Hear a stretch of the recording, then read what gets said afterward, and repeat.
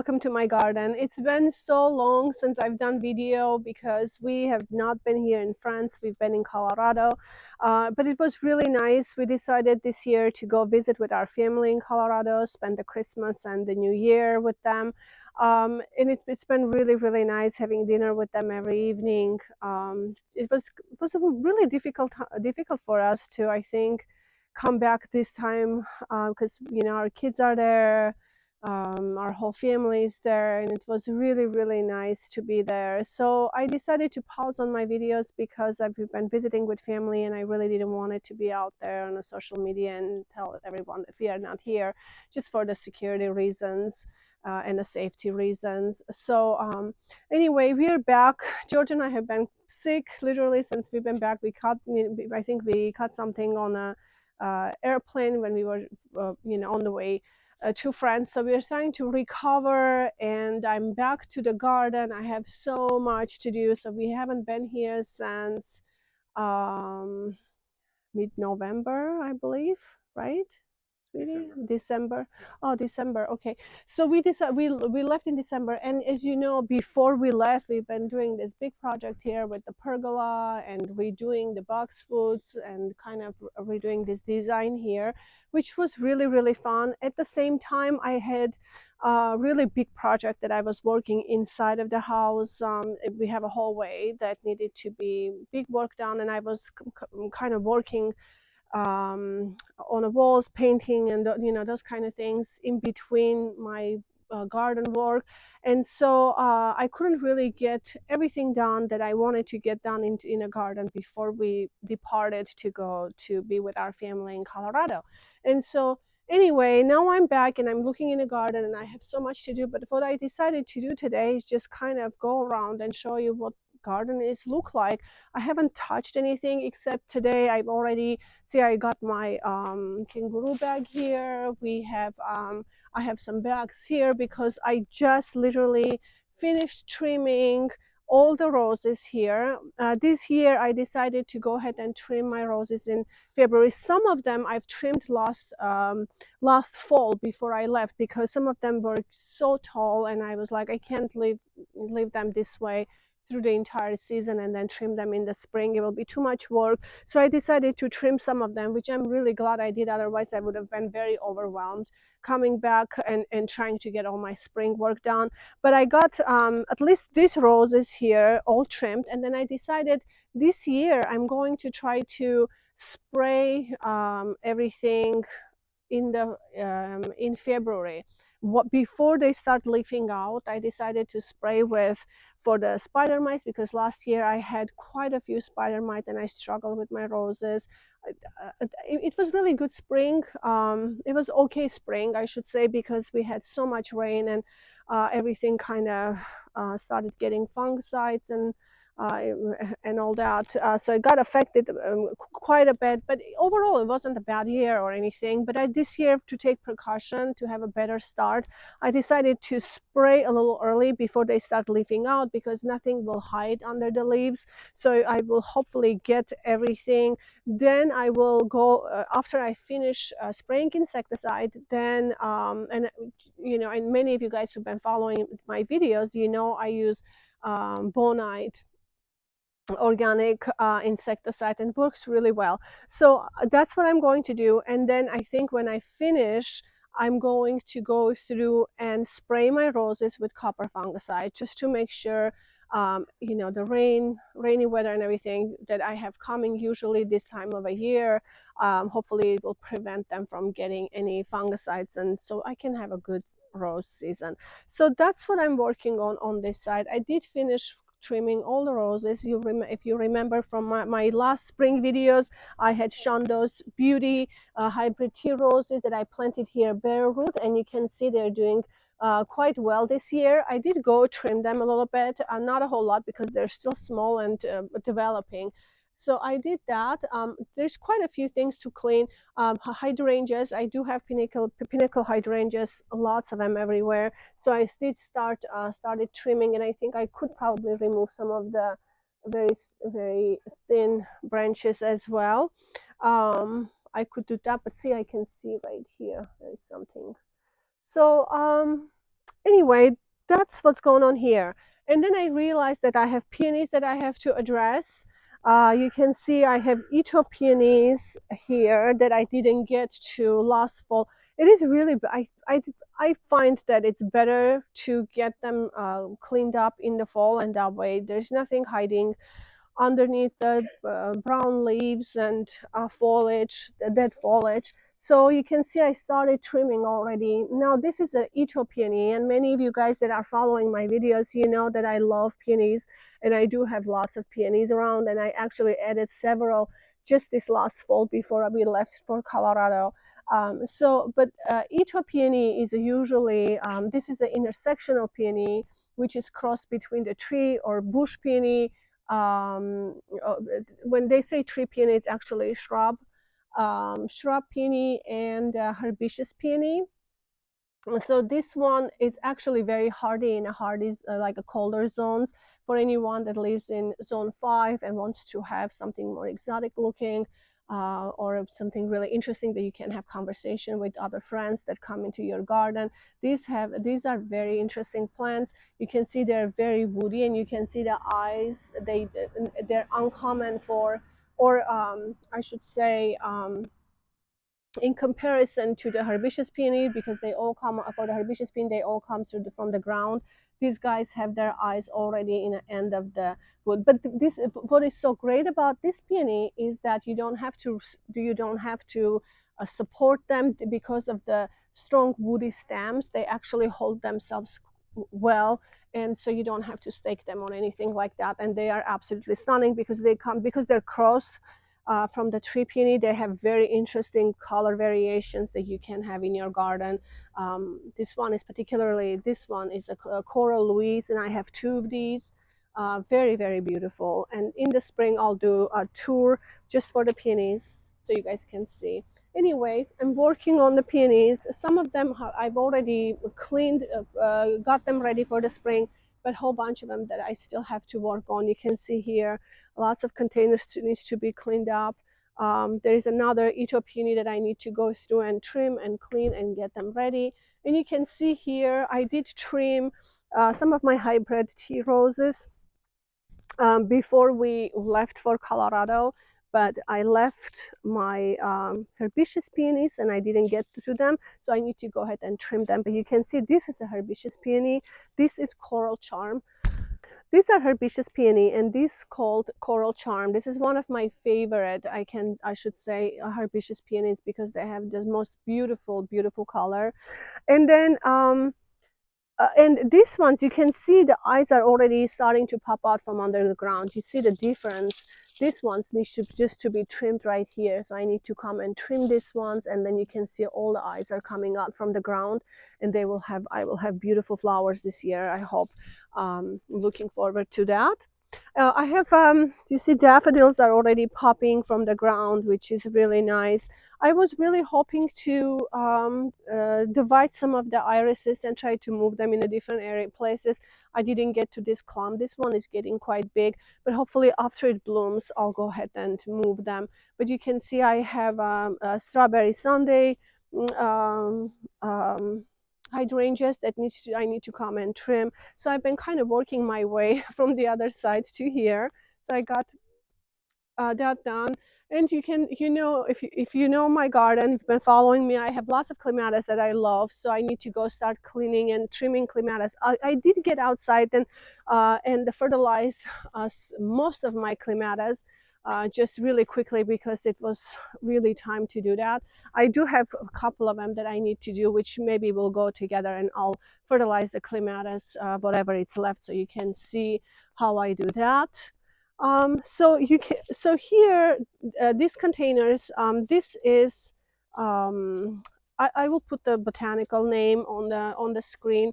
I don't have it, I can't remember right now, but this is a creeping Jenny family, and it spreads like crazy, which I need to go probably remove some of them when the time comes in the summer.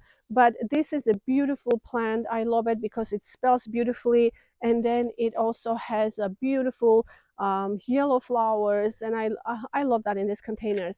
But here you see, in fall, before we went to Colorado, I did plant whole bunch of anemones, spring anemones, and I'm really excited. I came back and look at this.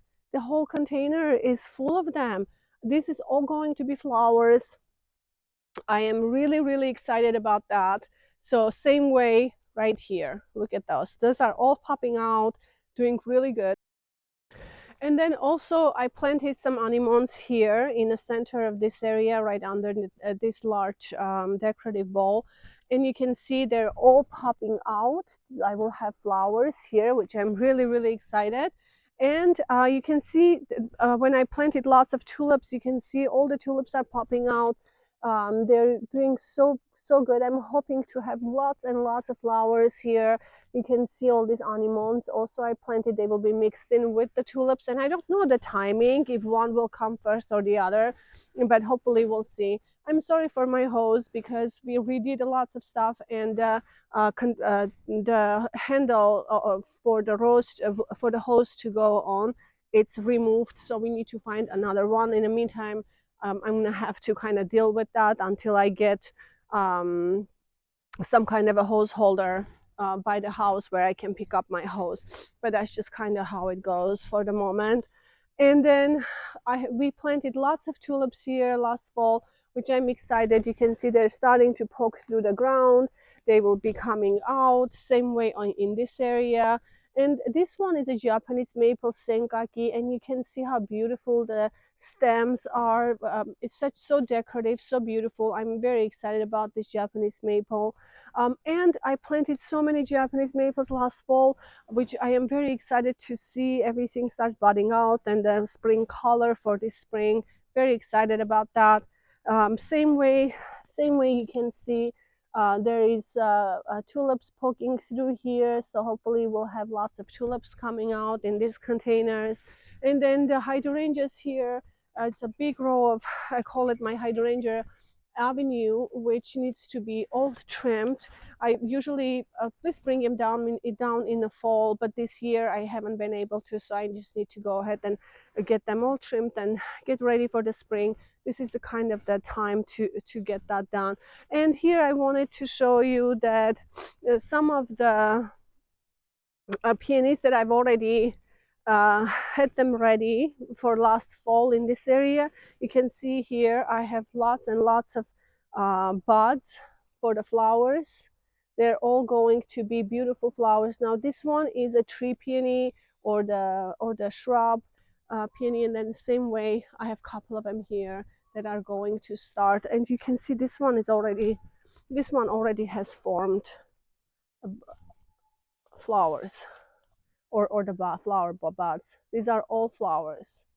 So very excited. Okay, so let's go ahead and start planting some of my at least pansies into the ground. And I'll show you where they're supposed to go, and then hopefully fertilize, if I can fertilize and finish fertilizing some of the clematis that I haven't gotten to. That would be awesome. Okay, so I have really, really pretty violas that I just purchased from the other day, and I really needed to spread some color around, which I'm very excited. Now this circle area, usually if I'm here in the winter time, I probably already had some color going, but since I was in Colorado, didn't get the time to plant some flowers. But look how beautiful they are. I found them yesterday in one of our supermarkets. They're beautiful violas, super happy, purple and white. I love it. And then this one has a dark violet color with the white and yellow centers. And then of course this one is one of my favorite variety, which I think is going to be really pretty with orange and dark purple. So I'm going to kind of spread around and mix them together. You know, last year I planted some summertime. In the summertime I planted some of these mandovias that was small, but they don't survive here in the winter time. I'm going to remove them, and then you can see There is some tulips coming out, which are good. I'm really happy about that. And then I have anemone. Actually, I think I planted some ranunculus here as well last year. I don't know if they're going to come back or not, but I do know I will have some video anemones coming out, which will be really pretty. So I'll go ahead and remove what is already, spent and dead. I'll remove that, and then I will go ahead and mix in some violas in between the tulips and the anemones.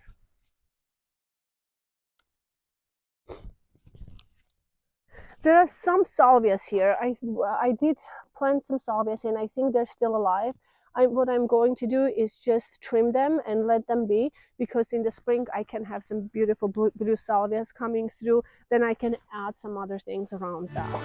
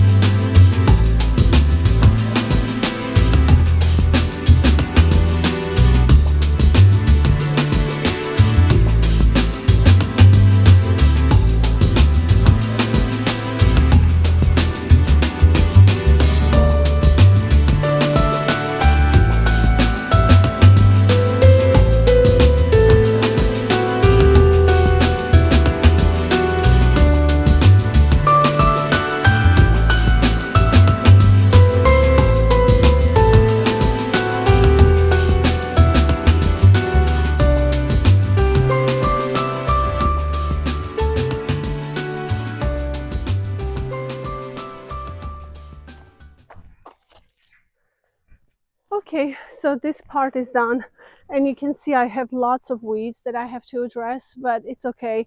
They usually come out really easily. I just need to kind of get out here and get it done.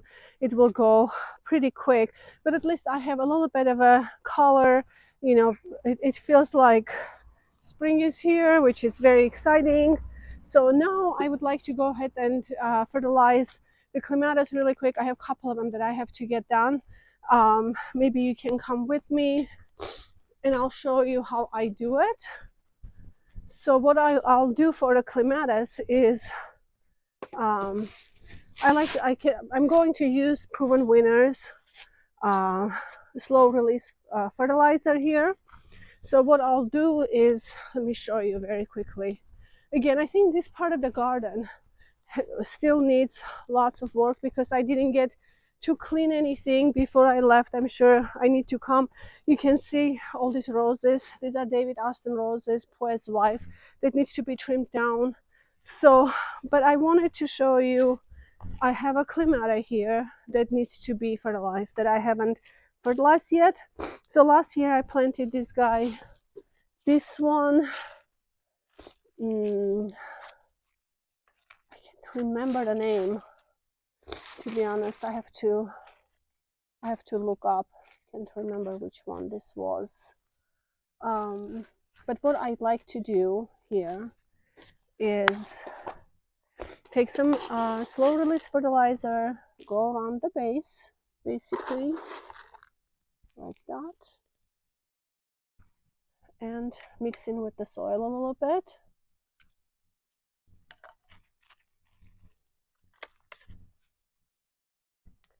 What was this one? I can't remember the name. I'll look up. So here we go. And then I usually cover the base with the rocks because the clematis really like to have their roots cool in the summertime, and the rocks really keep their base cooler and protect from the sun. So they do like to be in the sun, but their roots would like to be in a cool. So that's what's going on here. Lots of trimming still needs to be done here, but hopefully I can get out here and get slowly, bed by bed, taken care of. I hope you guys enjoyed this video. So it was very quick, but I wanted to show you what it looks like, you know, after neglecting garden for a month and a half, coming back, starting to work, and hopefully we'll get over this, whatever is going on, and start getting back to the garden. You guys have a wonderful day. Thank you for watching this video. Don't forget to subscribe and have a great day. Bye-bye.